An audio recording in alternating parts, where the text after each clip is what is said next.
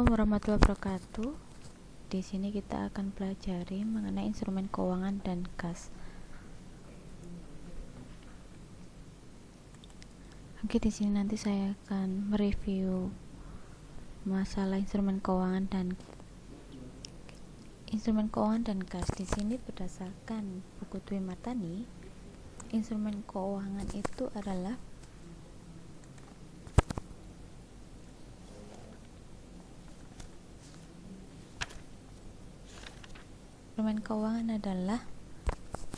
suatu kontrak yang menambah nilai aset atau liabilitas keuangan.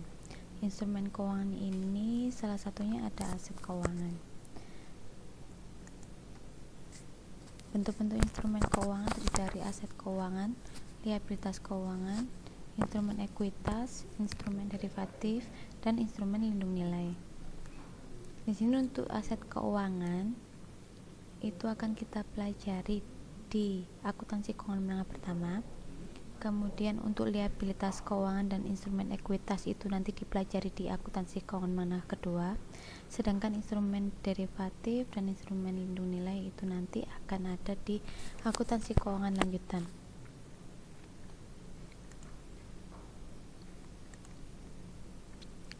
Oke, aset dan liabilitas keuangan itu diukur bisa dari nilai wajar laba rugi, sehingga berdasarkan nilai wajar nanti adanya biaya transaksi yang dijadikan beban.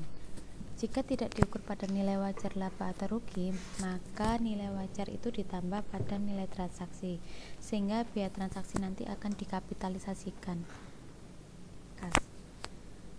Berikutnya aset keuangan.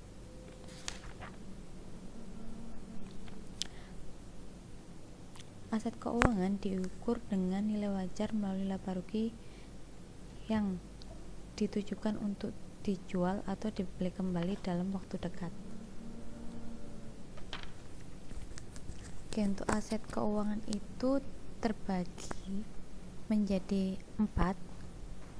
Yang pertama adalah aset keuangan yang diukur dengan nilai wajar melalui laba rugi atau fair value to profit and loss.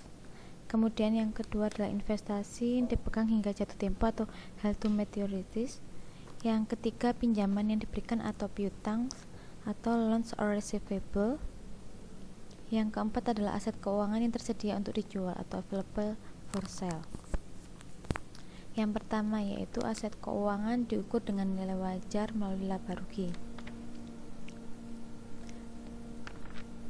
Aset keuangan yang diukur dengan nilai wajar melalui laba rugi itu pada pengakuan awal dinilai sebesar nilai wajar, yaitu nilai perolehan investasi tersebut.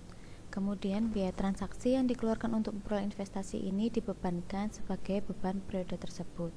Setelah pengakuan awal, aset keuangan yang diukur dengan nilai wajar melalui laba rugi ini diukur dengan nilai wajar pada tanggal pelaporan atau tanpa harus dikurangi dengan biaya transaksi.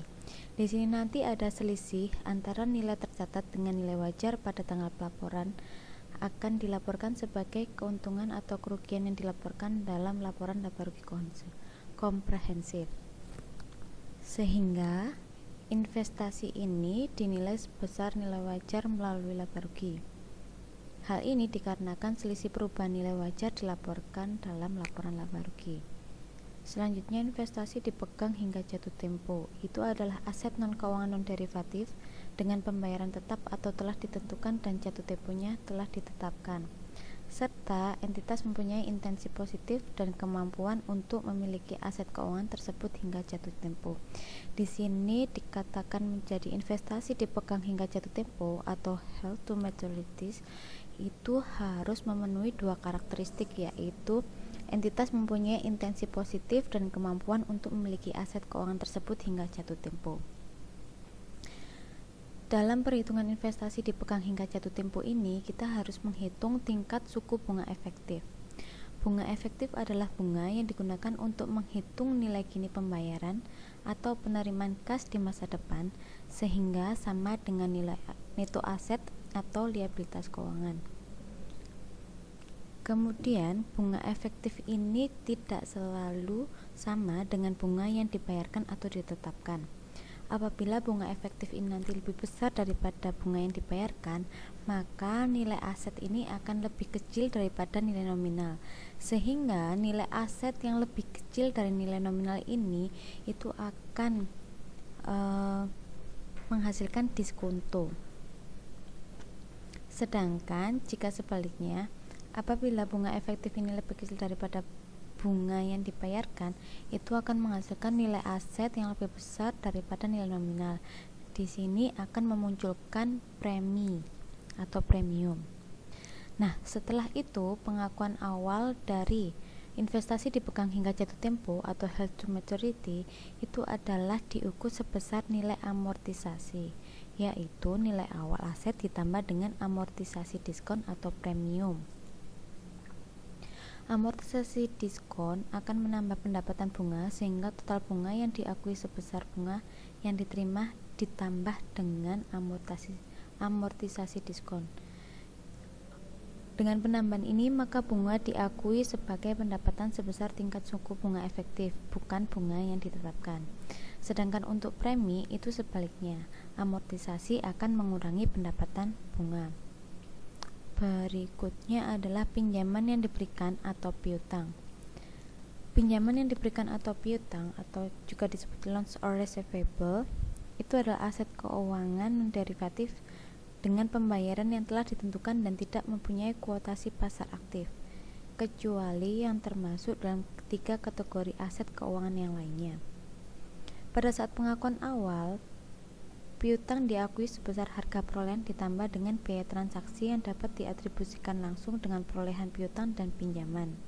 Nah, setelah pengakuan awal, maka pinjaman yang diberikan atau piutang ini akan diukur sebesar biaya perolehan diamortisasi dengan menggunakan metode suku bunga efektif. Selanjutnya, aset keuangan tersedia untuk dijual atau available for sale. Itu adalah aset keuangan non-derivatif yang ditetapkan tersedia untuk dijual atau tidak diklasifikasikan sebagai aset keuangan yang diukur dengan nilai wajar melalui laba rugi, investasi dipegang hingga jatuh tempo, dan piutang, sehingga aset tersebut akan masuk ke aset keuangan tersedia dijual atau available for sale. Selanjutnya adalah reklasifikasi aset keuangan. Bisa dilihat di sini ada reklasifikasi aset keuangan. FVTPL ini adalah aset keuangan yang diukur melalui nilai wajar dengan laporan laba rugi. Berikutnya LR ini tadi loans or receivable, yang ini held to maturity atau aset keuangan yang dipegang hingga jatuh tempo. Berikutnya AFS ini adalah available for sale atau aset keuangan yang tersedia untuk dijual. Yang pertama adalah nilai wajar melalui laporan laba rugi ini dia bisa direklasifikasikan ke loans or receivable atau piutang, tetapi dengan situasi yang langka. Situasi yang langka itu seperti apa? Jika tidak dimiliki untuk tujuan penjualan dan pembelian dalam waktu dekat, memenuhi ketentuan loan or receivable atau piutang, serta terdapat intensi dan kemampuan untuk dimiliki sampai jatuh tempo. Berikutnya yang kedua, aset keuangan yang tersedia untuk dijual ini bisa direklasifikasikan ke piutang atau loans or receivable. Ini jika memenuhi ketentuan, terdapat intensi dan kemampuan untuk memiliki sampai jatuh tempo.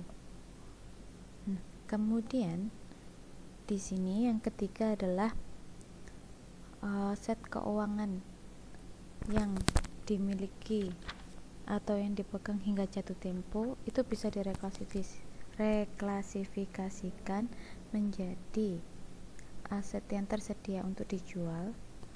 Ini diizinkan namun harus memenuhi tenting rule. Jika terjadi perubahan intensi manajemen atau kemampuan entitas, maka manajemen harus mereplikasikan atau menjual investasi held to maturity. Sedangkan tenting rule adalah sisa investasi dari held to maturity ini yang direklasifikasikan menjadi available for sale. Jadi ini tenting rule adalah sisa dari selisihnya ini dengan ini ya.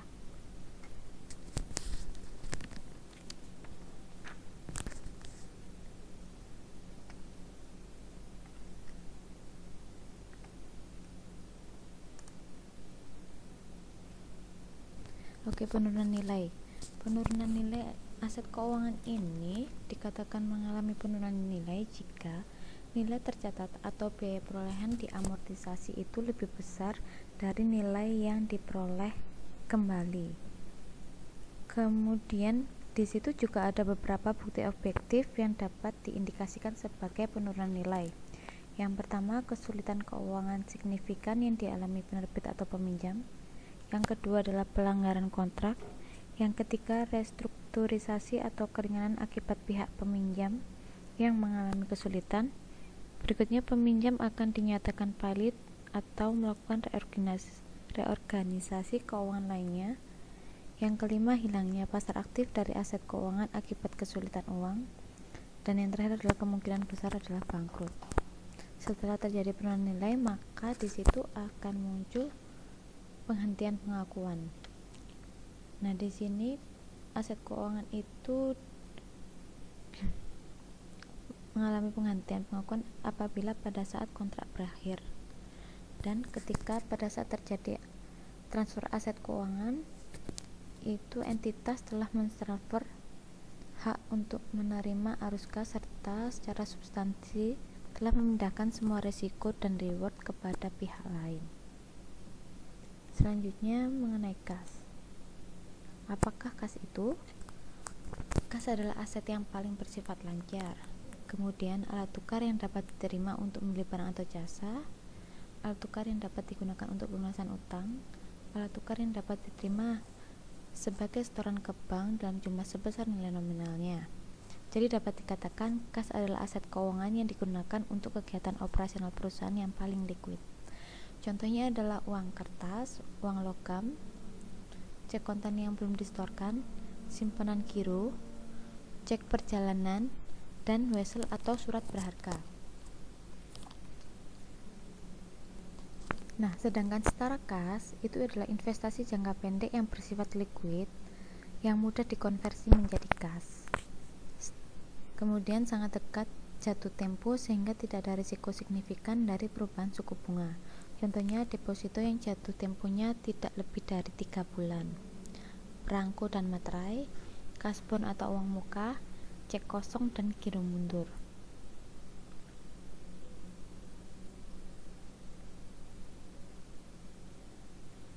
Berikutnya ke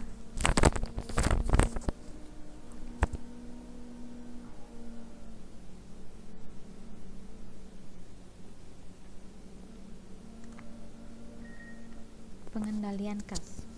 Oke, di sini pengendalian kas itu ada beberapa bentuk. Yang pertama, terdapat pemisahan tugas antara pihak yang melakukan otorisasi dengan pembayaran, pihak yang melakukan pengelolaan kas dan pencatatan, pihak pengguna dan pihak pembayar. Yang kedua, penggunaan lemari besi atau brankas untuk menyimpan kas. Yang ketiga, penerimaan dan pengeluaran kas menggunakan rekening yang berbeda.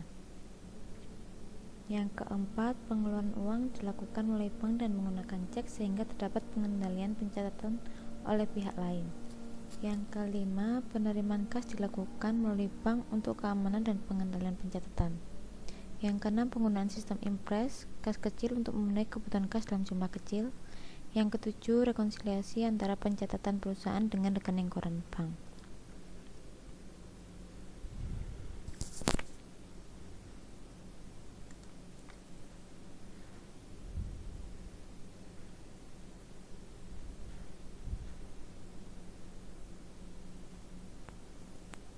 Untuk tujuan pengendalian kas dan bank, tadi salah satunya adalah menggunakan kas kecil. Apa sih kas kecil? Kas kecil adalah uang tunai yang disediakan perusahaan untuk membayar pengeluaran yang jumlahnya relatif kecil, rutin, dan tidak ekonomis bila dibayar dengan cek atau giro. Contohnya, pengeluaran tidak praktis jika dibayar dengan cek atau giro itu tiket tol, biaya parkir, biaya perbaikan kecil kantor, dan lain-lain.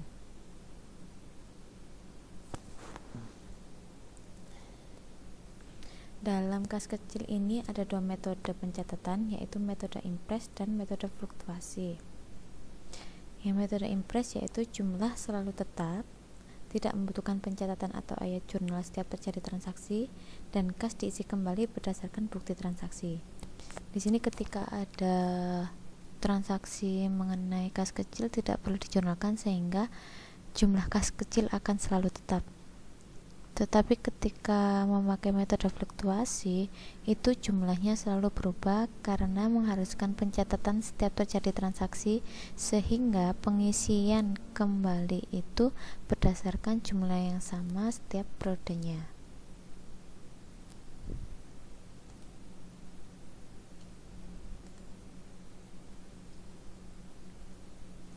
Berikutnya rekonsiliasi bank. Oke, rekonsiliasi bank ini adalah untuk mencocokkan antara saldo yang ada di perusahaan dengan yang ada di bank untuk mengelola uang perusahaan. Salah satu produknya adalah rekening giro. Rekening giro ini adalah produk perbankan berupa simpanan dari nasabah perseorangan maupun perusahaan. Di sini dapat disimpan dalam bentuk rupiah maupun mata uang asing.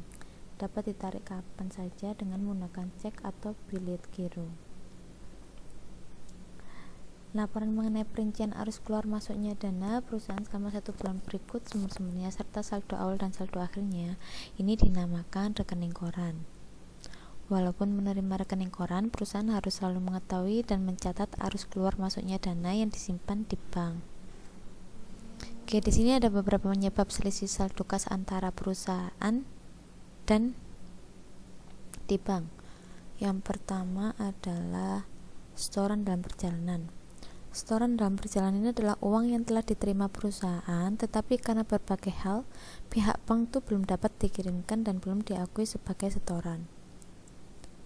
Berikutnya cek yang beredar, yaitu cek yang telah dikeluarkan dan diserahkan perusahaan untuk membayar sesuatu dan telah diserahkan kepada pihak yang berhak menerimanya, tetapi hingga tanggal laporan posisi keuangan belum dicairkan oleh pemegangnya. Berikutnya adalah cek kosong. Cek kosong adalah cek yang dananya tidak tersedia dalam rekening giro atau dana yang tersedia dalam rekening giro sehingga nilainya tidak sebesar nilai yang harus ditarik dan dananya tidak mencukupi. Berikutnya inkaso adalah layanan bank untuk penagihan pembayaran atas surat berharga kepada pihak ketiga di tempat atau kota lain di dalam negeri. Berikutnya adalah jasa giro, yaitu bunga yang diberikan kepada nasabah bank atas simpanan uangnya di rekening giro suatu bank. Beban bunga dan administrasi, yaitu beban bunga dan administrasi yang dikenakan karena menggunakan fasilitas perbankan tertentu. Nah, kesalahan-kesalahan ini yaitu berbagai kesalahan yang mungkin dilakukan oleh kedua belah pihak, baik perusahaan maupun pihak bank.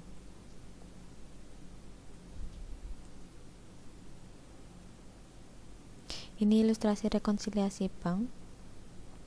Bisa dilihat di buku Dwi Martani, soalnya halaman 190.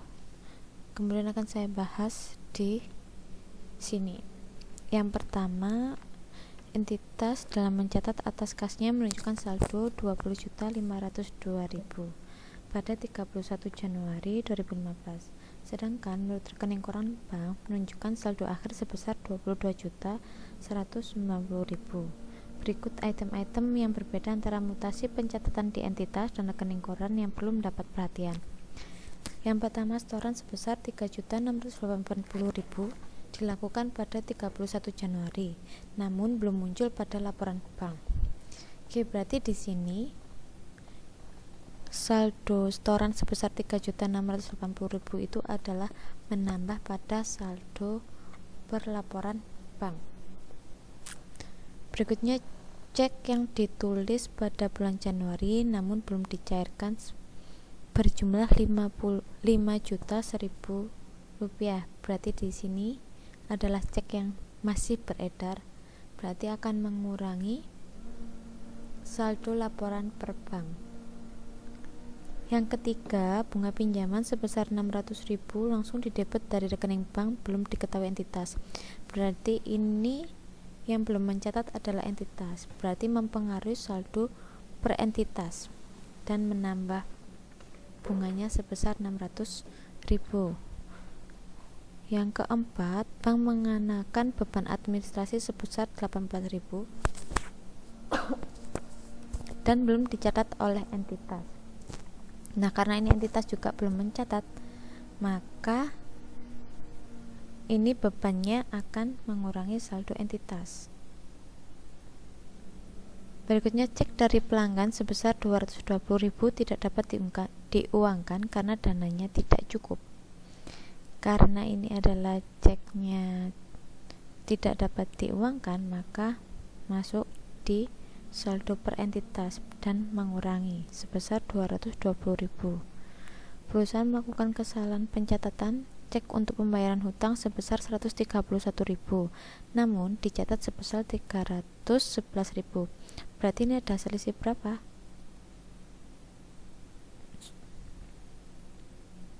Karena kesalahan pencatatan cek, berarti selisihnya 180.000. Di sini akan menambah entitas. Berikutnya, bank salah mencairkan cek sebesar 175.000, di mana seharusnya merupakan cek dari rekening entitas lain bukan entitas A. Berarti di sini adalah kesalahan bank sehingga menambah pada saldo laporan bank 175.000. Ketika kalian sudah mencatat bertransaksi, kalian harus menambahkan dari saldonya, karena saldo bank tadi 22.190.000 dan saldonya entitas adalah 20.502, kemudian ditambah dengan transaksi-transaksi yang di atas. Hasilnya adalah 21.044.000.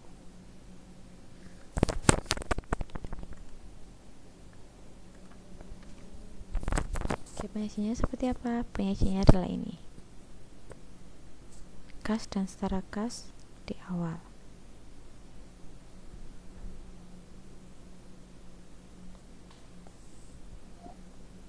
Terima kasih.